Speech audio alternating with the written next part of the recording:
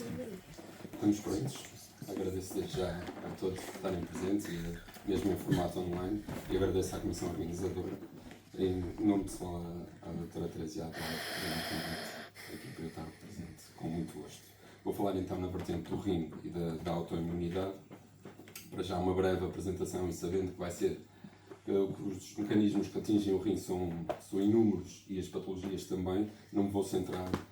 em todas elas. Para já uma breve introdução, sabendo que o rim, muito mercê da sua estrutura, existe de uma forma intimamente ligada ao sistema imunitário, quer na homeostasia normal do sistema imune, mas também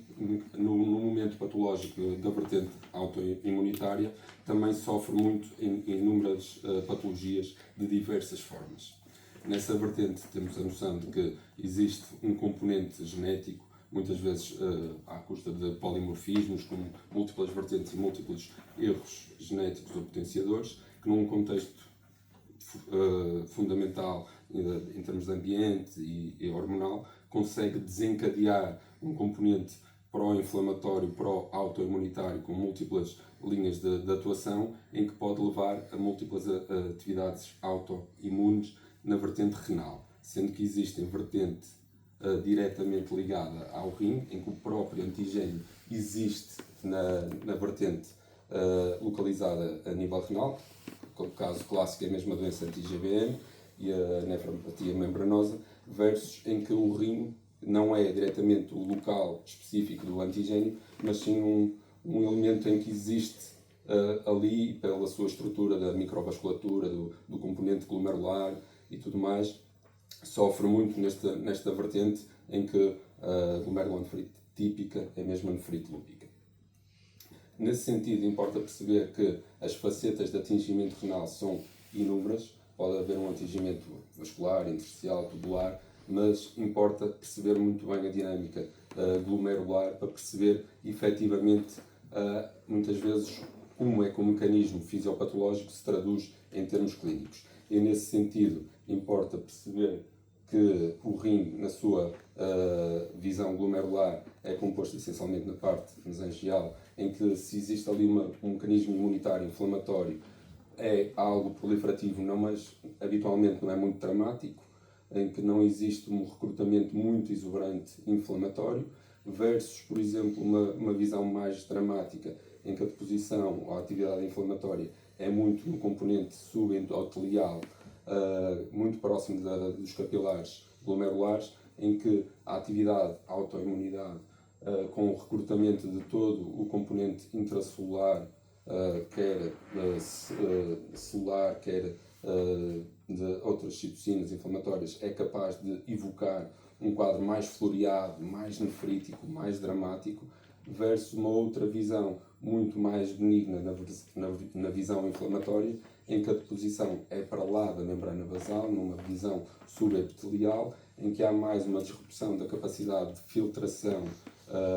da membrana e da estrutura podocitária, em que temos aí uma visão mais puramente nefrótica, só uma questão mais de perda de capacidade da seletividade da barreira das proteínas. Falando então da doença anti-GBM em primeiro lugar, precisamos de dizer que, apesar de ser rara, é sempre uma imagem patognomónica da doença mediada por imunocomplexos, localizada em termos do rim, especificamente. Efetivamente é raro, uma distribuição muito semelhante entre homens e mulheres, com 2 picos de distribuição, sendo que no primeiro, às vezes, temos mais aquele floreado típico da concomitância pulmão-rim, e depois a noção de que existe um determinado clustering temporal e geográfico, e vai-se perceber um bocadinho porquê. O que acontece nestas situações é que existem autoanticorpos circulantes para um elemento específico da membrana basal glomerular, apesar de ser um bocadinho um misnomer, porque também existe este tipo de colagênio a nível da membrana basal, por exemplo, pulmonar, e daí a concomitância pulmão-rim. E o que acontece é que estes elementos habitualmente são crípticos, escondidos, mas por algum trigger, habitualmente ambiental, existe um desagregar inicial ali da membrana basal, por exemplo, num contexto pulmonar, numa infecção, influenza, Covid, o que seja, em que expõe ali o antigênio, habitualmente a cadeia alfa-3 do colagênio 4, que depois faz perpetuar aquela cascata inflamatória muito fulminante neste tipo de patologia. Efetivamente, o que acontece é um dispor de autoanticorpos em toda a linhagem da membrana basal glomerular, com o desencadear da cascata inflamatória múltipla, e o que as células inflamatórias percebem é que não conseguem basicamente comer a membrana basal glomerular e atacam-na com tudo. Então vamos ter uma visão de disrupção da arquitetura completa em termos da membrana basal glomerular, uma destruição, e aquela visão típica da glomerulonefrite crescêntica, em que há um romper completo da parte capilar, e a visão da destruição para a cápsula de Bowman, com a formação de crescentes. Ainda assim, a imagem de marca em termos histológicos desta doença é aquela visão da marcação linear da IgG direcionada à membrana basal glomerular. E em termos histopatológicos, em termos de microscopia óptica, temos a visão da glomerulonefrite crescêntica, sendo que esta não é exclusiva da membrana basal glomerular, até pela sua raridade é das entidades menos frequentes, representa apenas cerca de 10% das glomerulonefrites crescênticas, sendo que se encaixam ainda aqui outras mediadas por imunocomplexos, nomeadamente, por exemplo, a nefrite lúpica nas suas vertentes mais graves, ou as pauci-imunes, que são as vasculitancas, por exemplo. Como tinha dito, mercê da sua fisiopatologia, a apresentação clássica é muito fulminante, com uma apresentação com uma insuficiência renal rapidamente progressiva, em que, em praticamente metade dos casos, existe a tal doença pulmonar concomitante. Efetivamente, para diagnóstico, nos dias de hoje, já conseguimos, mediante a apresentação típica de uma insuficiência renal rapidamente progressiva e na presença simultânea de anticorpos anti-IgBM, fazer o diagnóstico sem que para isso seja necessário a biópsia renal. Ainda que, mercê de percebermos efetivamente o tipo de lesão em termos de atividade e cronicidade e do potencial de recuperação, habitualmente fazemos a biópsia quando temos condições clínicas para determinar a agressividade terapêutica, se vamos por esse caminho. Isto porquê? Porque em termos de terapêutica, face à agressividade inflamatória, nós habitualmente atacamos com tudo, basicamente com plasmafrese, ciclofosfamida e corticoides, e não há muita margem para fugir deste esquema terapêutico. Em termos de nefropatia membranosa, também aqui existe uma noção de que os antigénios, na visão mais clássica, estão localizados a nível do rim, e daí ser diretamente um ataque ao rim. A nefropatia membranosa é das entidades mais frequentes, com cerca de 30% dos casos de síndrome nefrótico no doente adulto, sendo que não é propriamente uma doença em si, mas um espectro de doenças que apresentam-se da mesma forma. Tem uma incidência bem mais frequente do que a doença anti-IgBM, com um discreto predomínio do sexo masculino, com uma apresentação muito variável em termos de idade, mas apontamos ali para os 50 anos. Em que, na visão clássica de classificação, dividimos em casos de nefropatia membranosa primária e secundária, um bocadinho para perceber o que está por trás e como tratar. Sendo que a secundária é que existe uma outra causa que terá que ser tratada, seja ela uma infecção, um quadro de uma patologia autoimune que não diretamente relacionada com o rim, quadro neoplásico, versus a visão primária em que se considera que o antigênio específico é do rim e precisa de ser tratado diretamente. Nesse contexto, então, percebe-se que a maior parte destes antigénios existem muito na estrutura podocitária, ou seja, para lá um bocadinho da membrana basal, e lá está, evocam uma reação não muito inflamatória, mas muito de evocação de aumento da membrana basal pela atividade do complemento e destruição dos processos podocitários com quebra da barreira e com a proteinúria associada. E, efetivamente, o que se vê é um processo habitualmente indolente, gradual, que às vezes demora meses, anos, a conseguir instalar na sua máxima apresentação. Em termos de apresentação histológica, em termos da visão da microscopia óptica, conseguimos ver muito bem, em termos de marcação com a prata, a questão do espessamento da membrana basal, por vezes com a noção dos próprios spikes associados. Em termos de imunofluorescência, aqui é um padrão muito mais granular do que era na visão da anti-MPG, com marcação IgG e C3. Ainda assim, a noção mais específica é na microscopia eletrónica, com a noção dos tais depósitos subepiteliais. No contexto da apresentação clínica, para percebermos, é claro que a maior parte dos doentes apanhamos com o chamado síndrome nefrótico puro, ainda que não traduz um verdadeiro síndrome nefrótico de uma doença de lesões mínimas, de uma instalação muito súbita, mas sim mais gradual. Mas o que temos que ter noção é que, por vezes, particularmente nos doentes que são rastreados por outro tipo de patologia, imaginemos, por exemplo, no caso de uma nefrite lúpica que não será especificamente primária, mas que, já que vamos avaliar a questão da proteinúria sequencialmente, podemos apanhar doentes com quadros de proteinúria subnefrótica, em que na avaliação depois, em termos histológicos, então temos um padrão de nefropatia membranosa. No entanto, o passado recente, nos últimos 10 anos, tem assistido a uma mudança um bocadinho de paradigma no que é a classificação da nefropatia membranosa, mercê da identificação dos tais antigénios. Existe um grupo muito ativo, que é o grupo do CETI, na Clínica Mayo, nos Estados Unidos, em que, por análise direta dos próprios depósitos na biópsia renal, consegue, por microdisseção laser, espectrofotometria de massa, detectar e individualizar todos os antigénios e conseguiu identificar uma série deles, em que o mais predominante e o primeiro a ser identificado foi mesmo a fosfolipase A2, que representa mais de 50% dos casos de nefropatia membranosa, e que em muitos deles existe já até a noção de autoanticorpos direcionados a mesmo esses antigénios. E a noção que se tem depois de analisar e identificar estes tipos de antigénios é que o próprio antigénio identificado pode associar-se a diferentes apresentações clínicas e diferentes associações patológicas. E daí a noção de que poderá eventualmente ser potenciador de uma nova visão, não tão dualista primário e secundário, mas uma visão muito mais de precisão, com a noção de identificação dos antigénios e, identificando-os, associando-os a outras patologias, seguir um caminho diagnóstico e terapêutico muito mais individualizado. Se bem que, na prática clínica atual, nós ainda só temos acesso mais globalmente à identificação da fosfolipase A2, quer anticorpos, quer a localização em termos da biópsia renal.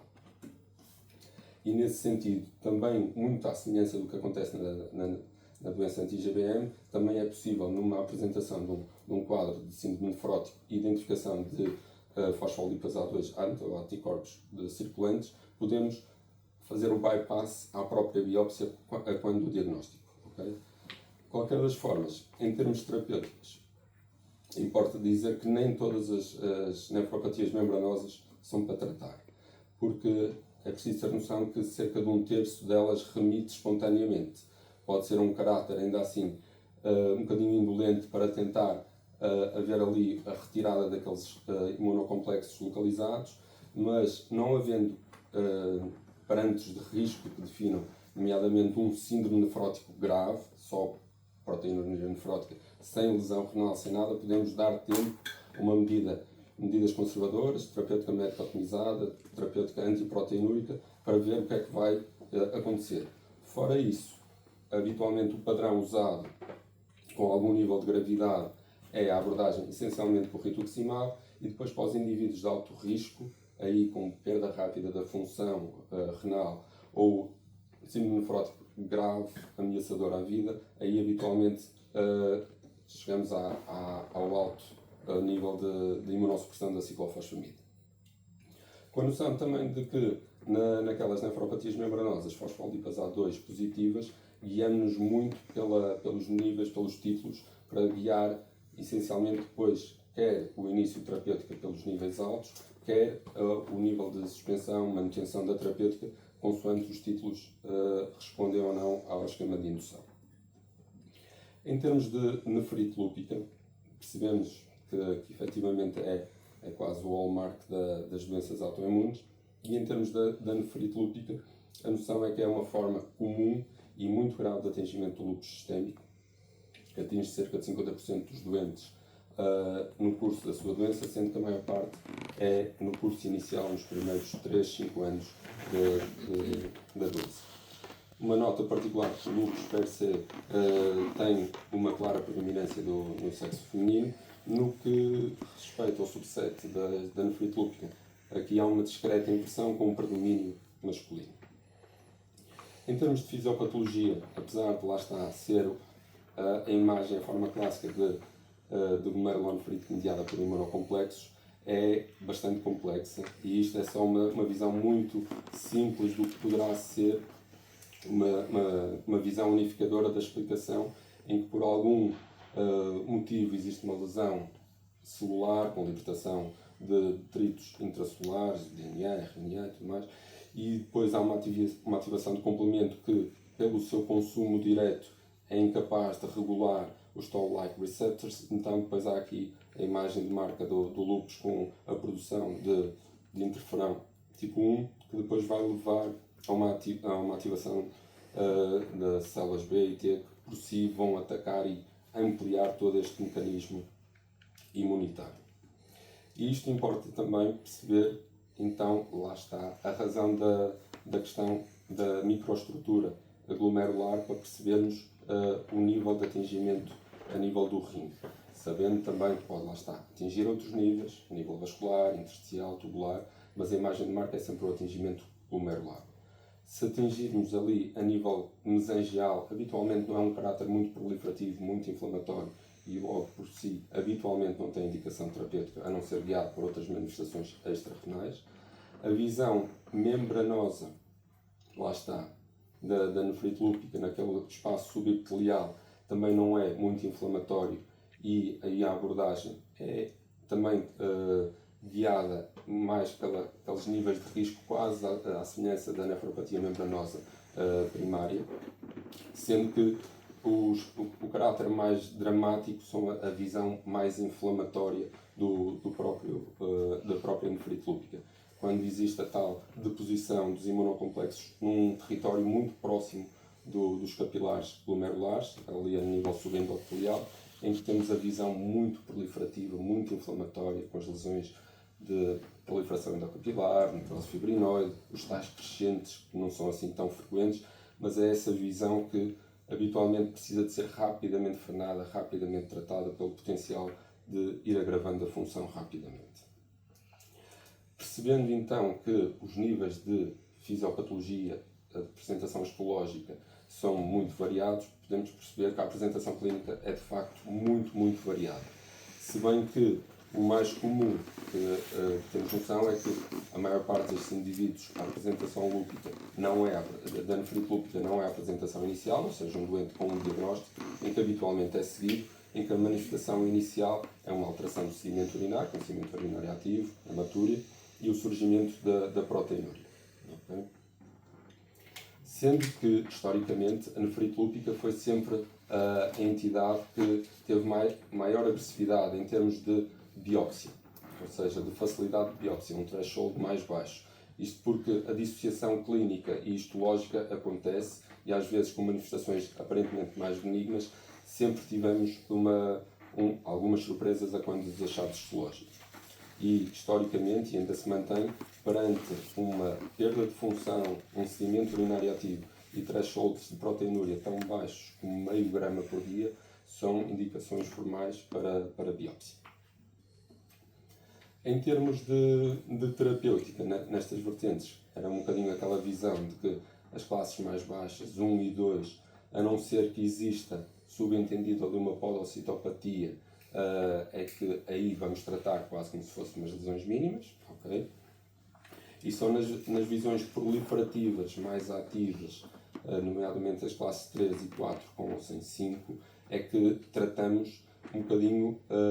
isto guiado pelas guidelines de 2024, as nossas, as que digo, em que usamos muito, essencialmente, os corticoides e o MMF, e agora numa visão um bocadinho mais recente usamos uns esquemas multitarget, em que associamos a este esquema base ou os inibidores da calcinurina ou o belimumab, deixando sempre a ciclofosfamida. Apesar daqui surgir sempre em primeira linha, a prática comum é deixarmos para as formas de manifestação mais graves. Aqui no nosso centro, em particular, usamos muito a questão do multitarget, em que a associação ao esquema base de corticoides MMF e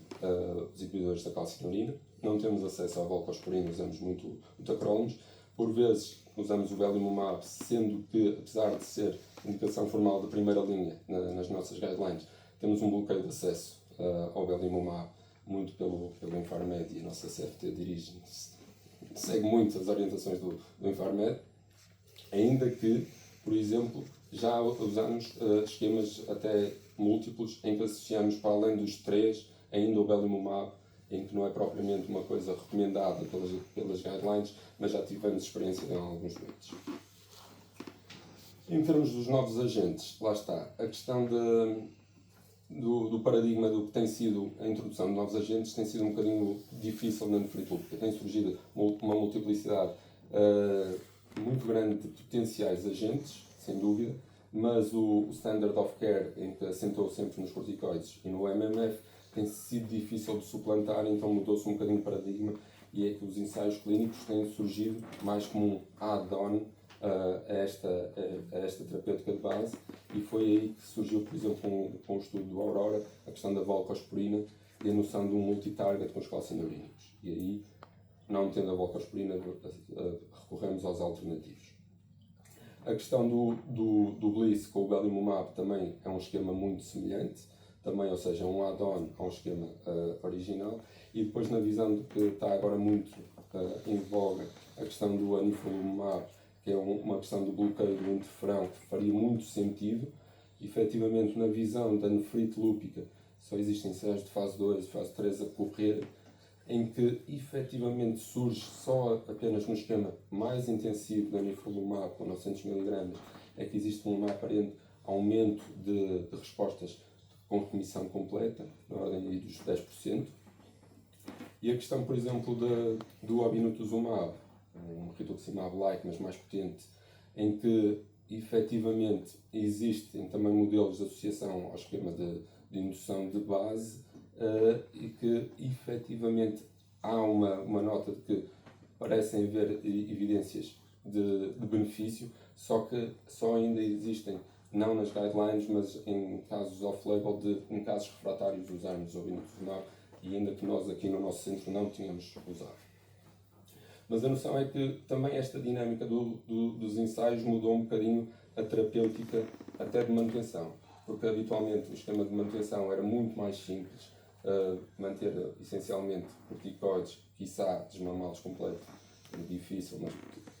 poderia ser, com o MMF. Agora o que nós temos assistido muito é a manutenção do multitarget nas suas vertentes quase originais, só com a redução progressiva de dose, para além de uma janela de 3-4 anos.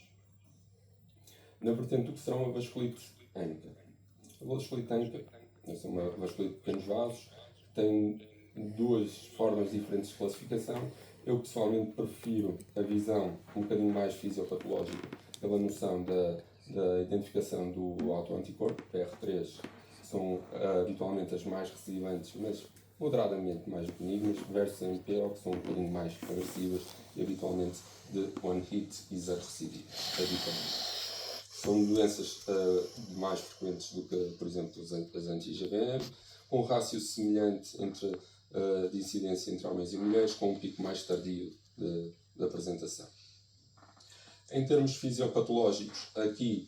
lá está, como nós temos a noção da visão pauci-imune, não é uma patologia autoimune por imunocomplexos a nível renal. O que acontece é que, por algum mecanismo de ativação dos neutrófilos, estes se expõem os seus elementos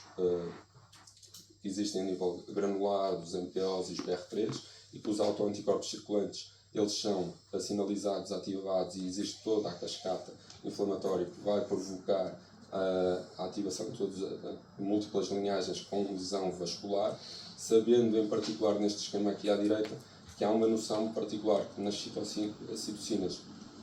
sinalizadoras como a própria que ativa a via alterna, há a noção de que,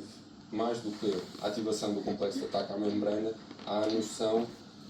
da produção de monofilotoxina, que é a C5A, para potenciar todo este esquema e que vai então introduzir a noção do avacopan mais para a frente.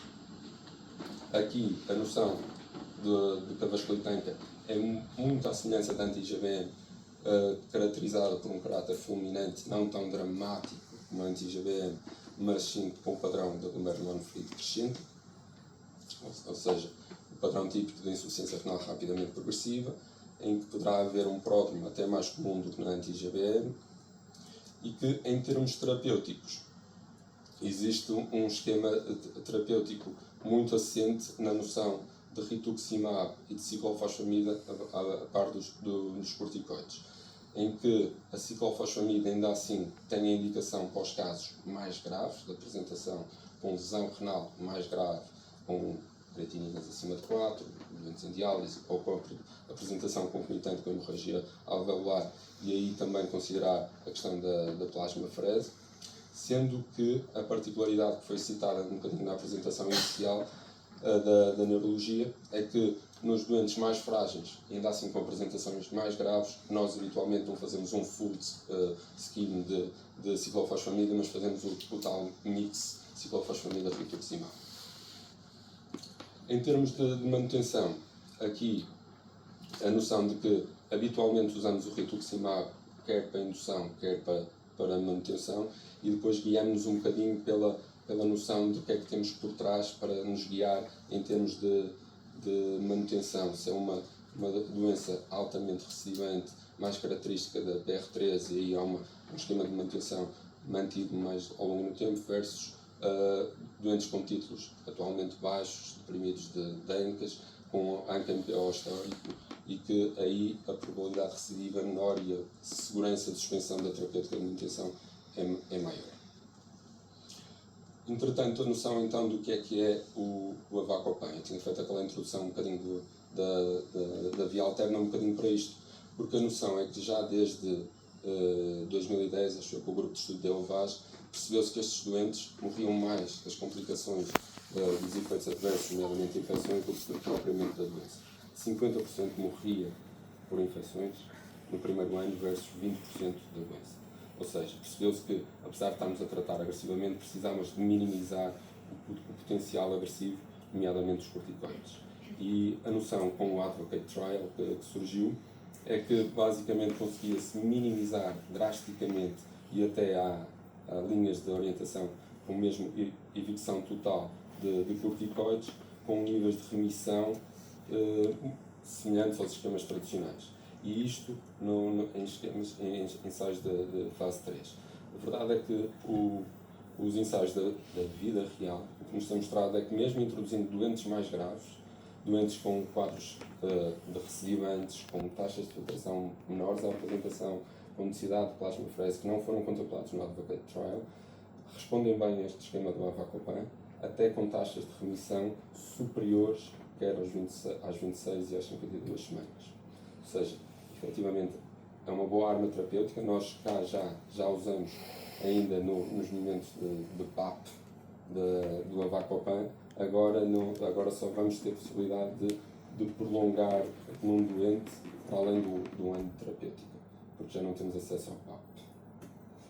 Em relação a uma especificidade muito breve sobre a questão da dupla positividade em anti-IgBM, só para ter noção de que efetivamente são duas entidades raras, mas a sua concomitância ultrapassa um bocadinho o que seria a coincidência epidemiológica, e efetivamente 30% das doenças anti-IgBM são ANCA positivo. E existem até um estudo um bocadinho engraçado com base na seroteca dos militares veteranos americanos, em que se consegue perceber um bocadinho a história de vida destes doentes, olhando para trás o que é que seria antes da apresentação da doença anti-IgBM, e o que acontece é que pode surgir até décadas antes, primeiro o surgir dos títulos de autoanticorpos ANCA, depois um bocadinho meses ou até mesmo anos antes da apresentação formal da doença anti-IgBM, os anticorpos anti-IgBM, e então é que vem o floreado da doença anti-IgBM muito fulminante. Importa perceber então se isto tem alguma implicação clínica, e analisando individualmente pequenas séries é difícil de perceber, mas existe um estudo retrospectivo que tenta agregar múltiplos casos, e a noção que se tem é que nestes casos parece haver um fenótipo muito intermédio entre o que será anti-IgBM clássica e a vasculitanca, em que em termos de evolução, em termos de mortalidade e de progressão para a doença renal, existe ali um fenótipo intermédio em termos de evolução destes doentes. E nesse sentido, a noção de que, por exemplo, ainda orientado pelas guidelines para a anti-GBM de 2021, nestes doentes em que uma anti-GBM clássica é tradicionalmente não recidivante, num doente com ANCA positivo em que aumenta esse potencial de recidivante, existe o lugar à terapêutica de manutenção. Só uma nota que, por exemplo, também existe a noção da dupla positividade, por exemplo, manofrite lúpica, e aí também conseguimos fugir um bocadinho do fenótipo, um bocadinho pós-vasculitanca light. Desde já, obrigado a todos.